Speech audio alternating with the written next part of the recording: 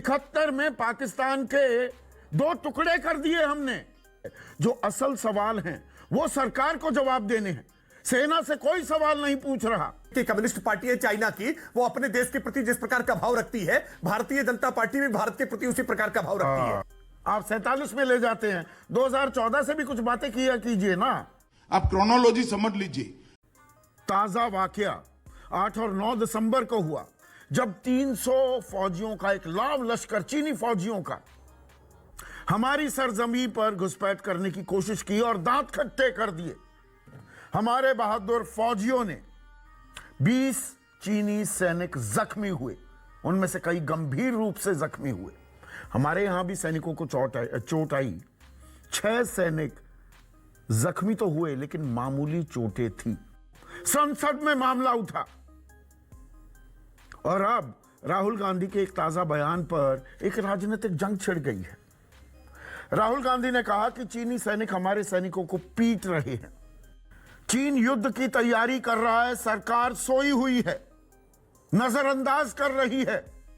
चीन के नापाक मंसूबों को, सरहद से जुड़ी जानकारियां सरकार छिपा रही है। चीन पर सरकार से कोई सवाल नहीं पूछ रहा। पर जो पहला बयान था राहुल गांधी पर, उस पर राजनीतिक बवाल मच गया। लपक लिया वो मुद्दा बीजेपी ने, और देश के रक्षा मंत्री कहते हैं कि गलवान और तवांग पर सेना ने शौर्य दिखाया। बिल्कुल दिखाया, इसमें कोई शक व शुबा नहीं है। लेकिन, और इसमें बड़ा लेकिन है, गलवान में हमारे भी 20 सैनिक शहीद हुए। शहादत की नौबत क्यों आई? चीनी मंसूबों को हम परख क्यों नहीं पाए? और हम हमेशा रिएक्टिव क्यों होते हैं कि चीन घुसाता है, लगातार सलामी स्लाइसिंग करता रहता है और हम उन्हें खदेड़ते हैं अपनी ही जमीन से, और वो धीरे धीरे आगे आता जा रहा है।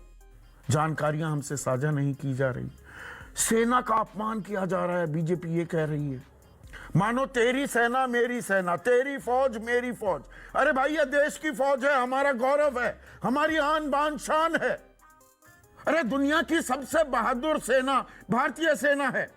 62 का युद्ध हम भले ही हार गए हूं, तब हम एक गरीब देश थे, हमारे पास साधन नहीं थे, लड़ाकू जहाज नहीं थे, असलहे नहीं थे, लेकिन 65 की जंग हमने जीती।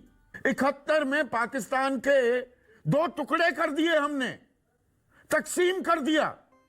93,000 युद्धबंदी हमारे कब्जे में थे पाकिस्तान के।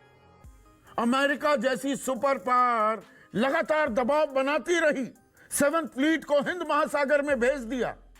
हमने सबको नजरअंदाज किया। किसकी बदौलत? हमारी सेना की बदौलत। वही पराक्रम हमने करगिल में देखा 1999 में, फिर जीत हासिल की। तो यहां जो ये घालमेल कर दिया जाता है सरकार और सेना को जोड़कर, यह कितना जायज है? हमारी एक व्यवस्था है, हमारी सरकारें जैसा आदेश देंगी सेना करने के लिए सक्षम भी है, तत्पर रहती है और तैयार रहती है। उसका इस तरह से राजनीतिकरण कितना जायज है? जो असल सवाल हैं वो सरकार को जवाब देने हैं, सेना से कोई सवाल नहीं पूछ रहा। सवालों के जवाब तो जो मौजूदा सरकार है या पहले जो सरकारें थी उनको देने होंगे ना। सेना को बीच में क्यों लाया जाता है? हमने भगा दिया चीनियों को, लेकिन क्या वो आए किसी मकसद के चलते? एक सोची समझी रणनीति है। अलग अलग मोर्चे खोल रखे हैं 3,488 किलोमीटर की जो हमारी सीमा है चीन के साथ। कभी लद्दाख में खुरपेच करता है और कभी खुराफात को अंजाम देता है अरुणाचल प्रदेश में। इसी अरुणाचल प्रदेश में खबरें यह भी आई कि 2 गांव, बाकायदा 2 गांव बसा दिए गए, और अमेरिकी सैटेलाइट्स ने ये खबरें साझा की भारतीय सरकार के साथ। हेलीपैड बनने की खबर आई। यहीं से बीजेपी के सांसद तापिर गाव 19 नवंबर 2019 को माफ कीजिएगा, संसद में कहते हैं कि वो 60-70 किलोमीटर अंदर आ गया है।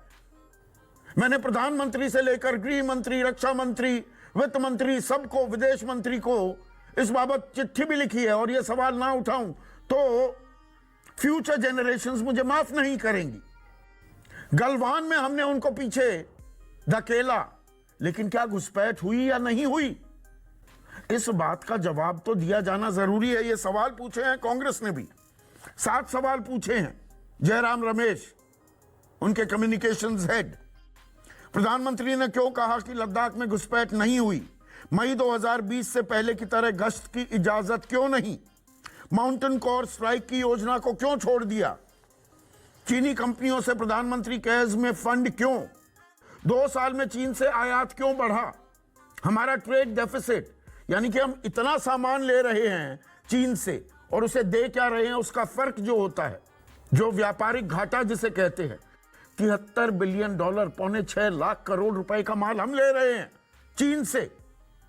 बॉयकॉट चाइनीज गुड्स वायरल भी हुआ, ट्रेंड भी हुआ।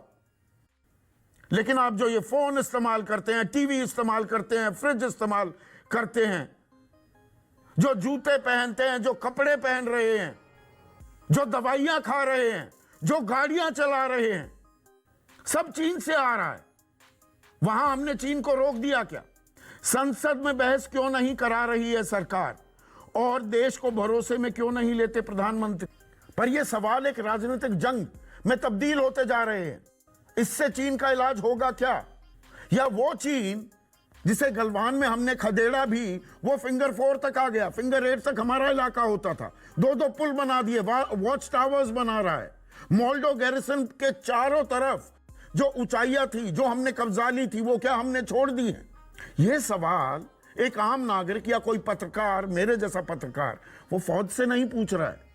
ये फौज को जवाब नहीं देने हैं, ये सरकार को जवाब देने। और इस छीछा लेदर में क्या हम चीन का इलाज ढूंढ भी रहे हैं या राजनीतिक फायदा ही देख रहे? ये बहुत ही गंभीर मसला है। अब राकेश त्रिपाठी, ये फौज के अपमान और सम्मान की राजनीतिक जंग छिड़ी हुई है, जबकि विमर्श ये होना चाहिए कि चीन को सबक, उसका इलाज क्या किया जाए, वो हम ढूंढते दिख रहे हैं, या राजनीतिक नफे नुकसान की लड़ाई चल रही है? दुर्भाग्य यह है जो आपने कहा ना, ये तेरी फौज, ये मेरी फौज, ये इस प्रश्न कहां से आया? 100 दिन की अपनी पैदल यात्रा पूरी कर रहे राहुल गांधी जी ने जब यह सवाल उठाया कि हमारी फौज पिट रही है, तो यह सवाल स्वाभाविक रूप से आ गया कि पिट तो चाइना की फौज रही थी। पिटते हुए वीडियो तो हमने चाइना की फौज का देखा, तो क्या राहुल गांधी चाइना की नुमाइंदगी कर रहे हैं क्या? हमने उन्हें पीटा पर जख्मी हमारे लोग भी हुए। गलवान में हमने उन्हें खदेड़ दिया पर 20 लोग हमारे भी शहीद हुए।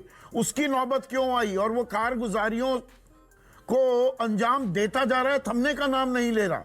बड़ा सवाल क्या इसमें यह भी छिपा है, पर बड़ी तस्वीर भी देखनी होगी क्या?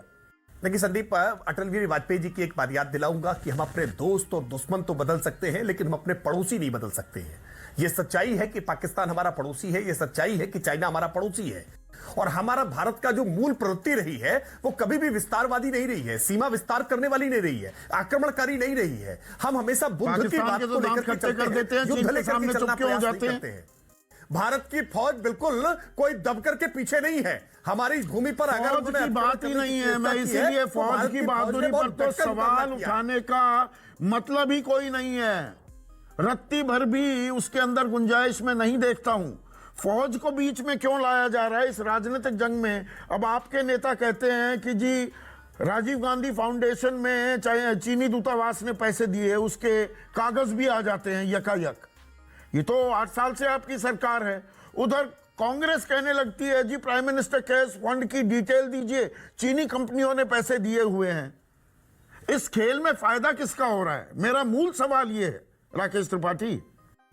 नहीं, मुझे लगता है कि एक बात ये स्पष्ट तौर पर समझनी चाहिए। भारत सरकार के नाते किसी के साथ संवाद करती है, किसी के साथ ट्रेड करती है, तो निश्चित तौर पर वो अथॉरिटी है। लेकिन भारत के भीतर कोई पॉलिटिकल पार्टी अगर किसी के साथ एमओयू सिग्नेचर करने लगती है, अपना एक ट्रस्ट बना करके, फाउंडेशन बना करके किसी देश से पैसे लेने लगती है, तो निश्चित तौर पर गंभीर सवाल तो उठेंगे ना। वो 2015 का ट्वीट आपको पता है ना शिवराज सिंह चौहान का, के साथ कि तो निश्चित तौर पर सवाल तो उठेंगे ना। बीजेपी और चाइनीज कम्युनिस्ट पार्टी का डीएनए बिल्कुल एक जैसा है, तब ये भी कसीदे पढ़े गए। नहीं, देश के संदर्भ में चाइनीज जो कम्युनिस्ट पार्टी है चाइना की, वो अपने देश के प्रति जिस प्रकार का भाव रखती है, भारतीय जनता पार्टी भी भारत के प्रति उसी प्रकार का भाव रखती है। समझ रहे हो आप? वो भी अपने देश के लिए देशभक्त है, हम भी अपने देश के लिए देशभक्त हैं। दुर्भाग्य ये है मतलब कि Chinese Congress communist party party देशभक्त है। अब वही तो बात हो जाती है। और इसी में राजनीतिक फिर तू मैं शुरू हो जाती है। मतलब यहाँ के राजनीतिक दल देशभक्त नहीं है, अकेली देशभक्त पार्टी बीजेपी है। क्या आप ये कह रहे हैं बाकी देशभक्त नहीं है, ये कांग्रेस पार्टी राष्ट्र विरोधी है? हम बिल्कुल नहीं कह रहे हैं। नहीं, हम बिल्कुल नहीं कह रहे हैं। 100 दिन की यात्रा पूरी करने के बाद राहुल गांधी देश के तमाम मुद्दों पर बात करते तो कोई आपत्ति नहीं है। वो जानबूझ करके जब ये सवाल उठाते हुए कहते हैं कि हमारी सेना पिट रही है, तो इसका मतलब कहीं ना कहीं वो पूरे देश के सामने एक डाउट क्रिएट करने का प्रयास करते हैं कि आज भारत की सीमाएं असुरक्षित है। वो ये डाउट करने का प्रयास करते हैं। सलामी स्लाइसिंग नहीं हो रही है जो एक्सपर्ट्स बता रहे हैं। लगातार चीन अपनी कारगुजारियों को अंजाम दे रहा है। वो व्यापार उसका बढ़ता जा रहा है। जितना सामान वो हमारे देश में भेज रहा है वो और बढ़ता जा रहा है। ये सारी मनगढ़ंत कहानियां हैं क्या राकेश त्रिपाठी? नहीं संदीप देखिए, मेक इन इंडिया अगर देश की 1947 जब देश आजाद हुआ उसी के बाद से प्रारंभ हुआ होता, अगर देश ने अपने स्वाभिमान के साथ उसी समय से यात्रा की होती तो शायद आज ये दशा न होती। गजब टूबीबाज आदमी। 101 प्रकार के आज डिफेंस के ऐसे प्रोडक्ट्स हैं जिसको भारत ने तय किया कि हम भारत के भीतर इसका निर्माण करेंगे। चीन मैन्युफैक्चरिंग हब बन गया दुनिया का, इसीलिए चीन हमसे 6 गुना बड़ा हो गया। 2015 में ये मेक इन इंडिया नाम की मैन्युफैक्चरिंग सेक्टर के लिए आप पॉलिसी लाए थे जिसमें 10 साल के अंदर 25% पुट हो जाना था, योगदान हो जाना था मैन्युफैक्चरिंग सेक्टर का। दरअसल पिछले 8 सालों में उसका पुट 3% घट गया है। आप 47 में ले जाते हैं। 2014 से भी कुछ बातें किया कीजिए ना राकेश भाई। हाँ भाई, कैसी लगी